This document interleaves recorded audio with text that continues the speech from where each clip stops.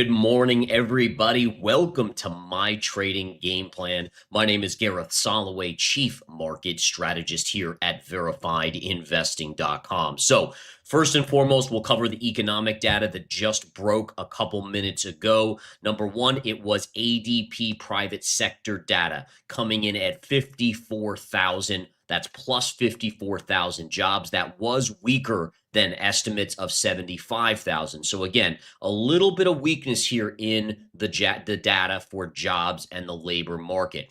In addition, we saw jobless claims, which are a weekly number, versus ADP private sector, which is a monthly number. They came in a little bit higher. And remember, jobless claims are people filing for unemployment. So a higher number on that front is actually a bad thing. This was up slightly to 237,000 versus last week was 230,000. Now, keep in mind, history has shown us that anything below 250,000 is not really a big deal. That's pretty normal. But if we get above 250, then you start going on alert, and above 300,000, that's where things get a little bit crazy, all right? That's where you expect a recession, essentially. Now, the only caveat to jobless claims that I would throw out there, we don't know how the immigrants that are leaving the workforce would have affected this. So again, 1.2 million immigrants have left the workforce over the last 6 months. I don't know how that would influence that number, if it would be higher if they were involved. So again, it may be skewed a little bit, but non-farm payrolls tomorrow should let us in more insight into the data. Okay, let's jump right into the charts. As always, folks, no BS, just charts here at Verified Investing. And what we see is the S&P futures overnight neutral to positive pretty much the entire time here. So this was yesterday's price action on the S&P futures. We opened again on the markets a little bit lower. We rallied higher. Then we came back in. We sold off. We almost came down and went negative. In fact, the S&P was briefly negative before a late day surge pushed us right back up. This is where we closed. So if we put a trend line right there just to show us in perspective about where the markets ended yesterday, you can see we are up slightly on the day, set to open on the S&P. Looks like about 8 points higher or so, maybe about 6 points higher on the S&P. Now, more importantly than that, we flip over to our daily chart of the S&P and take a look at this, guys. So remember the trend lines here that we've been following for some time. And we've been really watching this this yellow trend line, the upsloping ascending trend line that's connected from the May 2025 lows to the June low to the August low here, and then also the late August low right over here. Now, we got a big drop coming in on Tuesday, which was the day after the 3-day weekend. However, the markets rallied back. We closed at or just below the trend line. Obviously, you can't confirm until the next day, and yesterday they were able to save us. But look at this. Late in the day, before that late day surge, it was almost as if someone magically, with that power, came in and rallied us back up here to the upside to get us to close back above that line. And the reason I say that is because if you look at the intraday S&P, going into the final hour of trading, we were below that trend line. This is the 10-minute chart. And then you got that late 3-bar surge to the upside. And what a move to the upside there. Big pop to the upside. And that saved us, getting us to close back above this trend line. So what does that mean? Well, number one, even if we closed below without confirmation, it would not be a confirmed breakdown. But this basically rescues it for another day, meaning that now we would have to close below and then the next day confirm. So it really gives the market a little bit more time to hold the level and grind back up. We'll see what happens here. All right, now, I wish I could be as optimistic on the NASDAQ. The NASDAQ 100, not quite as nice of a chart. If we flip over here and go to the QQQ, the Qs again, there's your classic parallel trend line. On the 5th hit, which was the favored 60% chance that it would break, it did break and decisively closed below. Now, it did not confirm. So that's number one. It did not confirm the breakdown. but it certainly closed below yesterday, back below. But look at this. The day here, early in the day, we rallied up. We retested the underbelly of this trend line. Now, if you zoom out, it was support, support, support, support, broke. And now what do we know about support? It becomes resistance. Now, without confirmation, without a confirmed breakdown, this trend line becomes minor resistance versus major resistance. Okay. So the minor resistance obviously kept it at bay, at least for yesterday. We closed back below, but I repeat, we have not confirmed a breakdown on the S&P or the NASDAQ 100. The S&P is back above its key trend line, so that's now on watch for a close below. The NASDAQ 100 has closed below, but has yet to confirm. Now, lastly, I do want to bring up the Dow Jones Industrial Average because this was very, very interesting, guys. If we look at this, you had 2 days in a row on the Dow with a trend line that goes back to April 7th, right here, and slopes up through the previous pivot low, and pivot low. 2 consecutive days we were below the trend line, and they got rescued each time, closing back above. But this is now a very important chart to watch. And the reason why I'm watching these charts is because essentially you could make a case, okay, well, you know, let's say the NASDAQ. Tech stocks have really gotten ahead of themselves, so the NASDAQ could close below, even confirm. But if you get confirmation of breakdowns on the NASDAQ, the S&P, and the Dow, you know, it's kind of like you can ignore one signal, but can you really ignore 3 matching signals? That would be more important. And again, that's why I'm keeping an eye on the Dow as well now to see what it does. Now, the Russell is another category because the Russell has been lagging for years, frankly. Really hasn't made a new all-time high since 2021, and it's made up of small caps and mid caps and regional banks versus what we're seeing here with mega caps and large caps in the other indices. Okay. On to the DXY. The DXY, the dollar just continues to chop. Here's your daily candle today. The dollar's up slightly. Notice how the dollar has really started to just chop in a sideways tight range. All right, so again, very tight range on the US dollar here. Nothing really new to report on this, but the big one that I'm watching is the 10-year yield.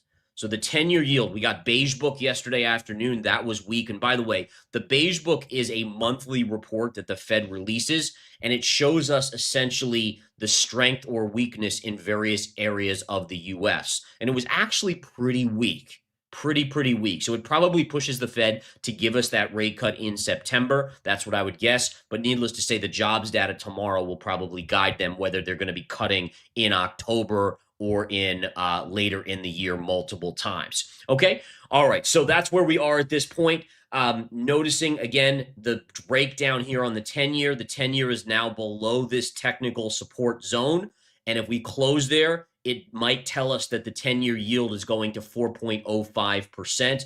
4.05%, folks, that again would be your next technical level. That would be where I would expect the 10-year to go, and that comes from the pivot low in September of 2024, mind you, to the April low here. And that, again, that trend line would be your next obvious downside target on the 10-year yield.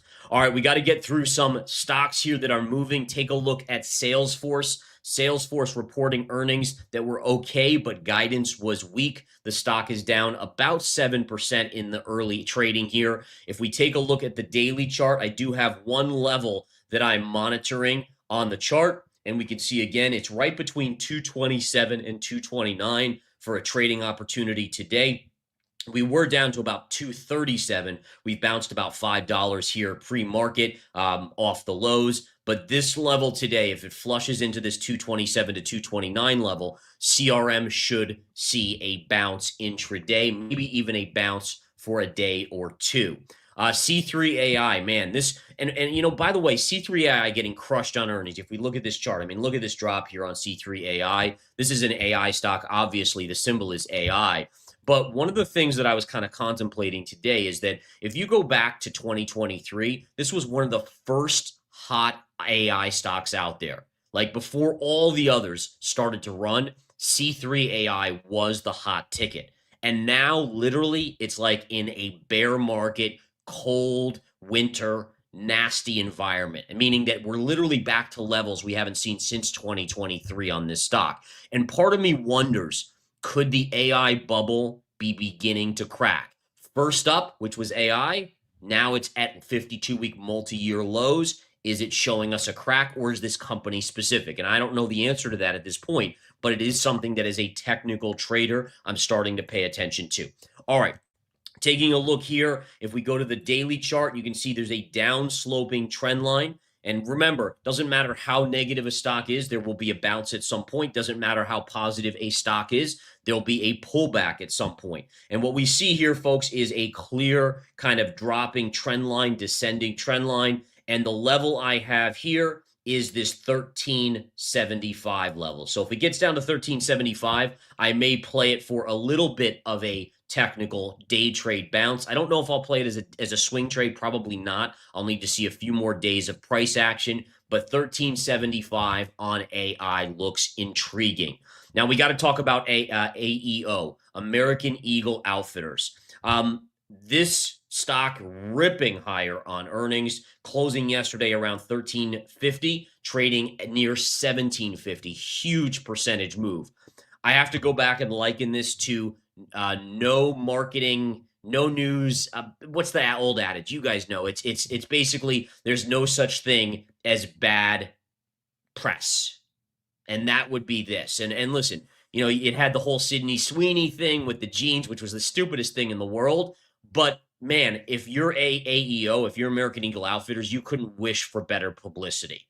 Like, talk about getting their name out in a situation like that. That was worth its weight in gold, and we're seeing it. They basically said that in the press conference, in the conference call. They said, hey, listen, this was the greatest thing for us ever, and the stock price is reflecting it. So the stock is ripping higher, nearing 1750, and we see again, now where would my first level be? Aggressive traders, there'd be a level right here at 1840 for a potential day trade short. And then more so the safer kind of, and listen, there's no such thing as a perfectly safe level, but 20.5 would be a huge gap fill right up there. So again, I might day trade it for a quick trade around 1840, but then certainly I'll be eyeing this in the coming days at 20.5 if it were to get up into that range. Figma, oh my goodness, Figma. So Figma was a recent IPO, and they reported their first earnings, and the stock is getting trounced. All right, yesterday it closed at $68. It's trading at 56. Now, if you go to the daily chart, this was the run. By the way, the IPO price was $33. So it IPO'd. Insiders, or if you were lucky enough to get shares, you got it at $33. Just to show you in perspective, that's all the way down here. Okay. So again, if you were lucky enough to get shares at 33, you're still doing fine. But everyone else, literally everyone else that picked up this stock, because again, even if you go to yesterday's lows, that was the lowest you could have bought the stock, right? Or 2 days ago lows at 64, you are down on this stock. And what a nasty move. Again, this thing rallying, opening after the IPO or when it became public at 85, surging all the way up to 143. It is now trading pre-market at 56. Nasty fall. Now, on a technical analysis basis, is there a level here? The answer is not really, because we don't have any data down here, and there's not enough past history for me to draw down sloping trend lines or anything like that. I mean, you could, I guess, if you really wanted to kind of be aggressive, there could be a trend line right here connecting these lows.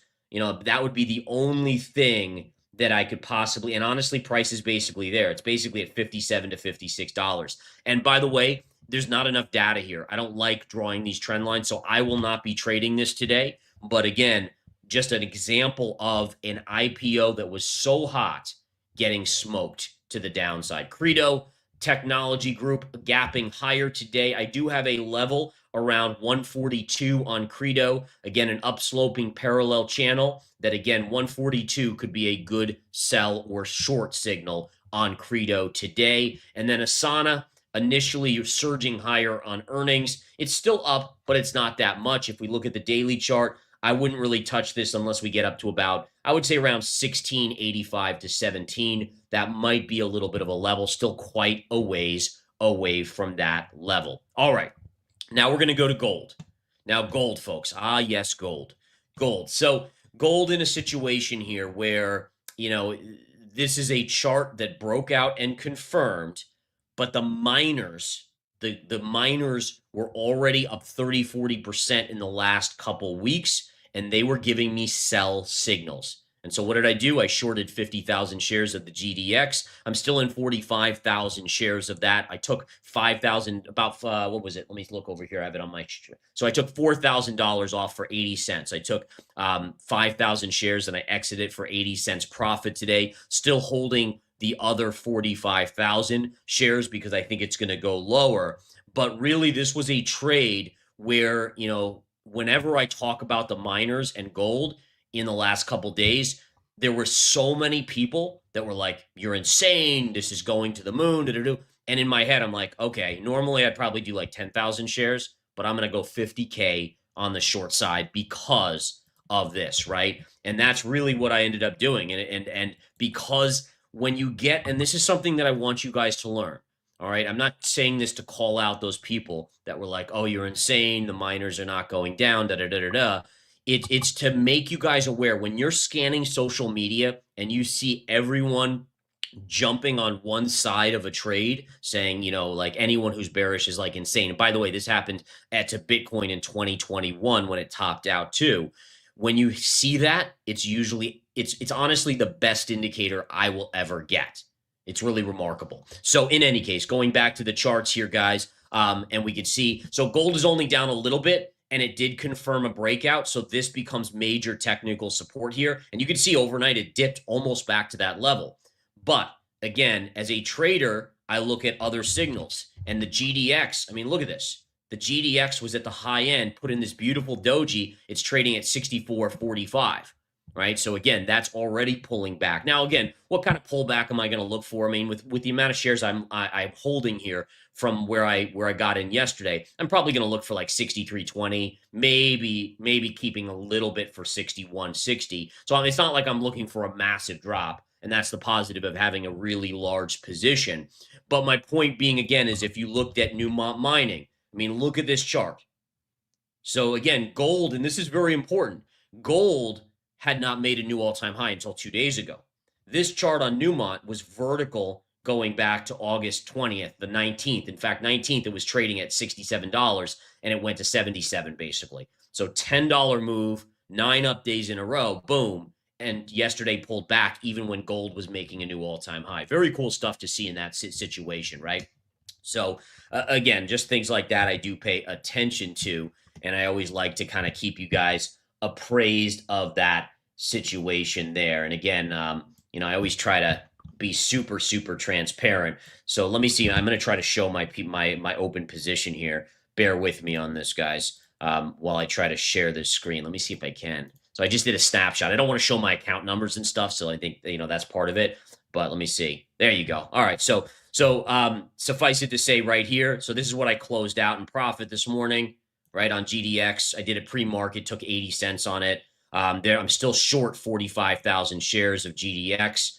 This is my average price. It's about just over a $3 million position, and this is the current price here. So you can see I'm up still 33,000 on the open P&L there. But again, I'd love to show you guys more and more live trades that I'm actually in or doing. But again, just wanted to, since I talked about this trade, and this is important, guys, is like, when I'm in a position where I'm stressing, when I'm like, all right, guys, the miners, even though gold looks great, gold's breaking out, the miners are signaling. And by the way, this is a great signal to understand that gold was signaling it was breaking out, but the miners were not. They were telling me a pullback was coming.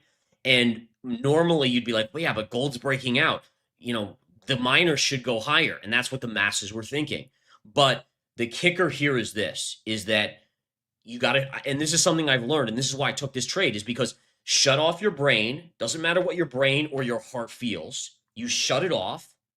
And then you say, well, what does the chart say on the GDX? Just the chart. Block out everything else. just the chart, and that's what we see here being in the correct move. All right, so I just wanted to show that real quick, guys. I think that's important, and I'm going to do my best to. I'll try to show more and more trades, guys. I have no problem with that.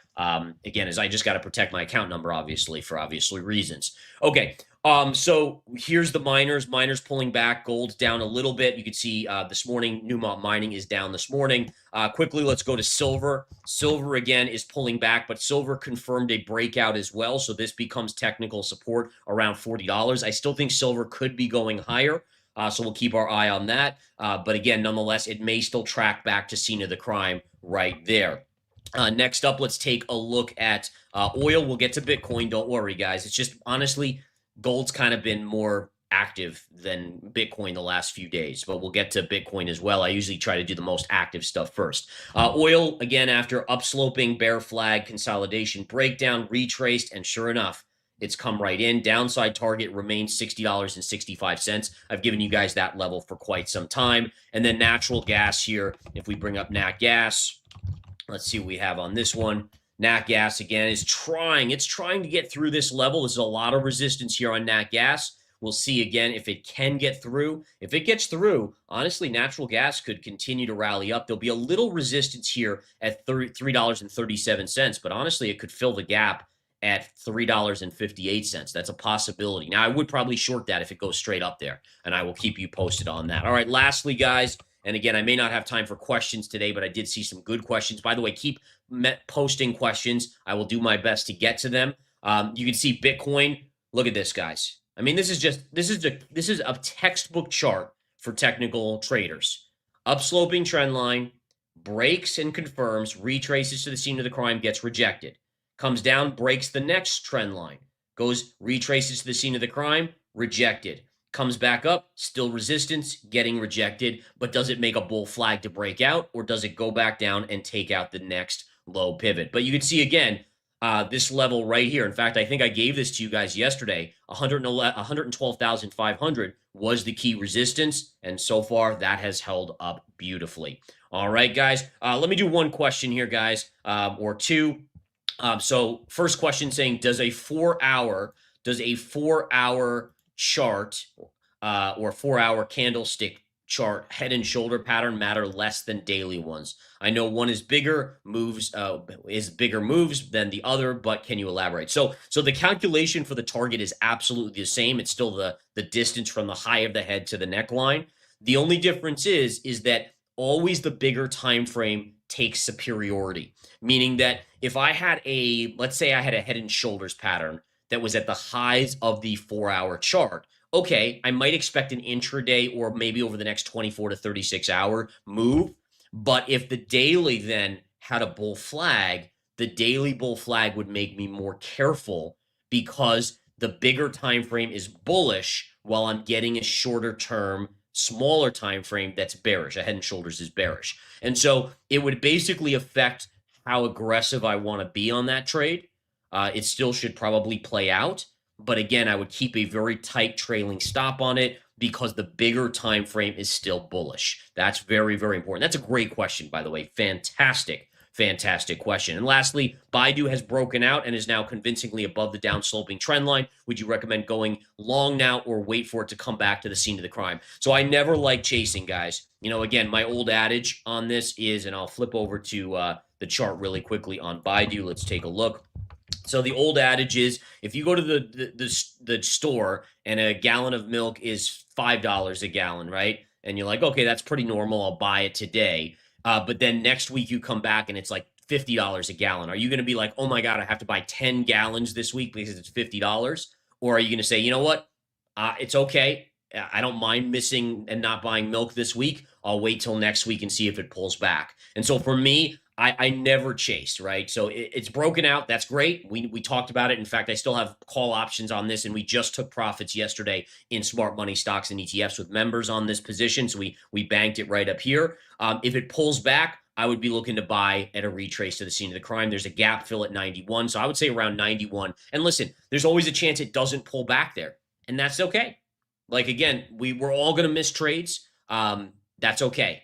The discipline that we employ in trading is what makes us a winning trader or a losing trader. Remember that, guys. That's important. All right. I got to get to my trading room. Thank you so much for tuning in, guys. Hope this has been useful. I love you all. Thank you again for your support and your dedication to technical trading. All charts, no BS here at verifiedinvesting.com. Take care.